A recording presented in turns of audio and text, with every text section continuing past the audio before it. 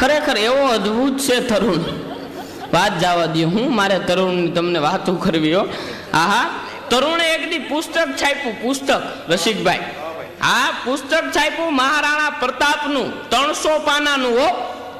ઓહો, વિમોચન થયું ને કોઈએ પુસ્તક જોયું નહીં, વિમોચન થયું. તો મને એમ થયું કે હાલ પુસ્તક ખોલીને જોઉં તો ખરા. તરુણે 300 પાનામાં લખ્યું છે હું. પેલું પાનું ખોલ્યું તો એમ લખ્યું હતું મહારાણા પ્રતાપ ઘોડે ચીડા. છેલ્લું પાનું ખોલ્યું એમાં લખ્યું હતું ચિત્તોડ આવી ગયું.